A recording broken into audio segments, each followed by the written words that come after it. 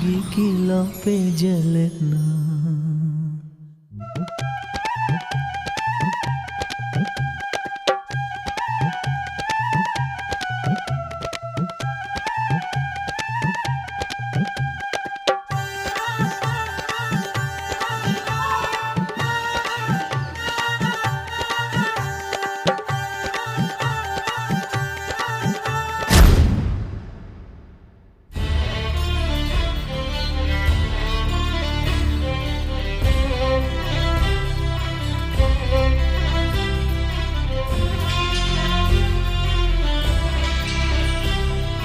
Paheli we explain as a puzzle. It's a riddle in a woman's life.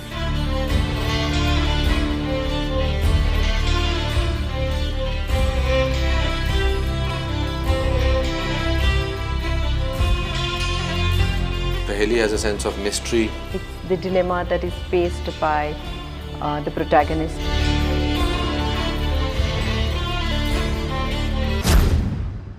ये कहानी basically औरत की है, पर it is a very progressive story. और प्रोग्रेसिव इस स्टाइल के अंदर कि हर आदमी, हर मर्द ये सोचता है कि I have married a woman and I have done my duty. Marriage के बाद क्या होता है, sometimes a woman because she has been treated for so many years, at least in our society, in a way that she is considered कि she has to bear. What we are trying to show in the film is कि maybe after a man thinks he's done everything for her, maybe there is still something that needs to be done for a woman. It's about, are you able to deal and understand the loneliness of a woman who is your life partner?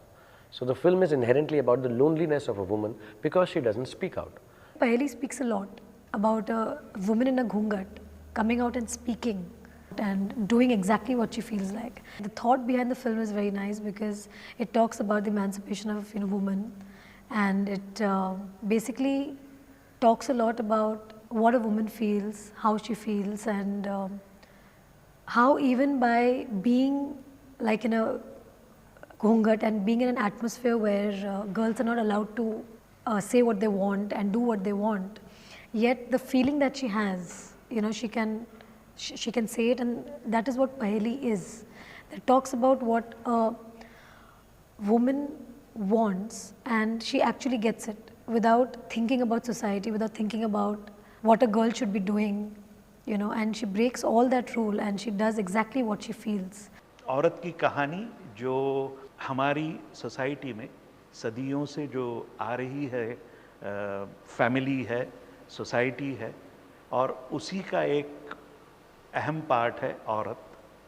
तो उस पूरे background पे एक जो औरत की कहानी है वो है पहेली। I will say it's a very progressive folklore.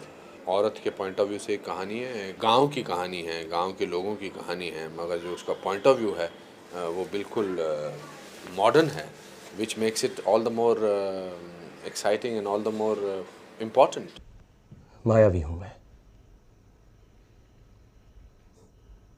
भूत हूं मैं। In order to bring the story on the cellulite, I had to really create a lot of scenes. I gave a textured feel for the entire story in terms of the usage of Rajasthani motifs.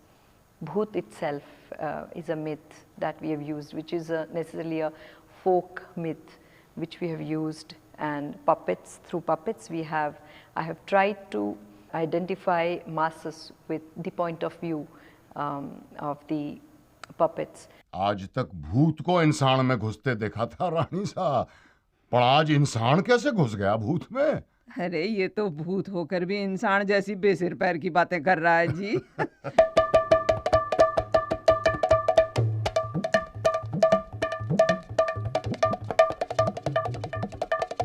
The days we shot in Rajasthan, we didn't have that bad weather, so it was not really a problem.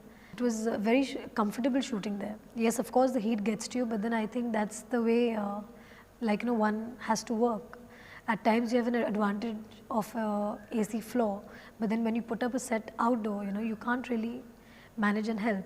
Amol ji was very clear कि हम राजस्थानी में picture नहीं बना रहे, हम हिंदी में film बना रहे हैं, जिसका थोड़ा सा लहजा राजस्थानी की तरफ होगा, so just to give you a flavour, and वैसा ही है। लेकिन कई बार ऐसा लगता है फिल्म के अंदर कि एक दो लफ्ज़ या वर्ड्स ऐसे हैं कि समझ नहीं आए, बट मे बी इतना इंपॉर्टेंट नहीं है कि वो समझ आए या नहीं है, as long as the flavour goes. So when Amit ji speaks in the film, you really get the flavour of Rajasthani. सच उगलवाना तुम्हारे बाएं हाथ का खेल है।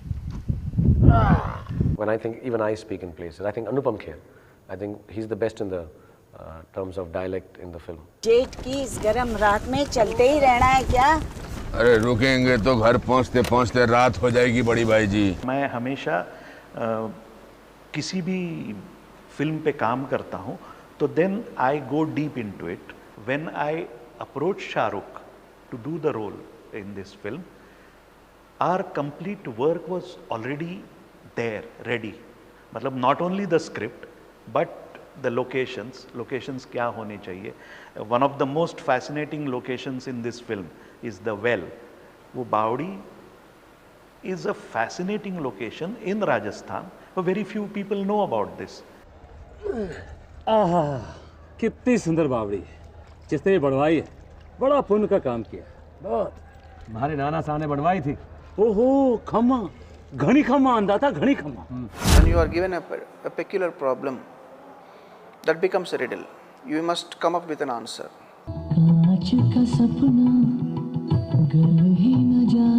Daru, give me black profile. समझ के other side. आज रखना धीरे जलना, धीरे जलना, धीरे जलना, जिंदगी की लौ पे जलना,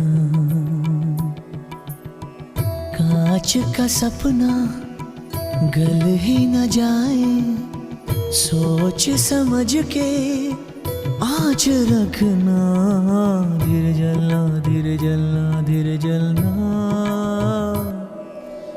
Having the story happened in Rajasthan, obviously the music will have the Rajasthani tinge. So I did some research work on that. It's not entirely Rajasthani, but it sounds Rajasthani in terms of orchestration. The tunes are very Indian. I'll be wanting to compose music for songs where pelvic movements are not involved. Kangana रे किरणों से सब रंगना रे, जब चलूं तो छन छन छन के अंगना रे, जब चूड़ियां खनके कंगना छनके छनके कंगना, जग जब सजना रे कंगना रे छन छनननन। गाने जो हैं इसमें वो स्क्रिप्ट के अंदर बुने हुए हैं, जाहिर है कि ना ठहर जाने का भी मुकाम नहीं है, वो आगे बढ़ते हैं और कुछ जो कहानी के साथ गूंधे हुए हैं वो उस कहानी की तफसील भी बताते हैं। पल पर एक पड़ाव हुआ और फिर जन्मे का चाव हुआ,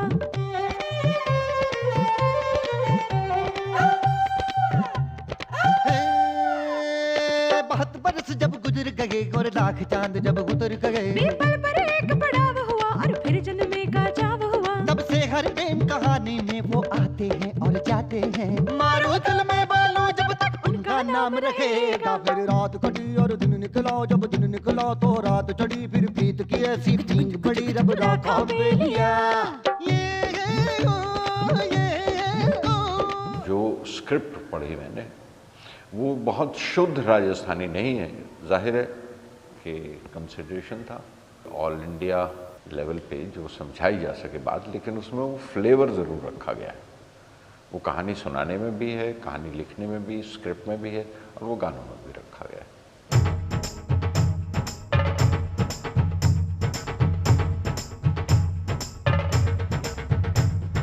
पलकों में सोया हुआ ओस का दाना था पिया, वो तेरा नहीं मेरा सपना था अनजाना सा पिया। This film has a very fantasy story, so I didn't look for a realistic tone in the film. It's more on a glamorous side, it's like a fairy tale.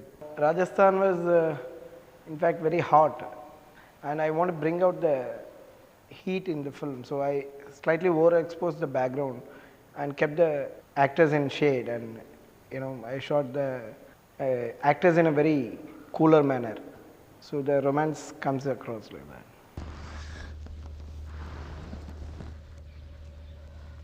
भूत हो ना, इसीलिए ऐसा कह रहे हो। इंसान होते तो ऐसी बात कभी ना करते। मुझे ये फिल्म बनाने से पहले मुझे मालूम था कि मेरे काफ़ी सारे दोस्त हैं और जो मुझे बहुत प्यार करते हैं।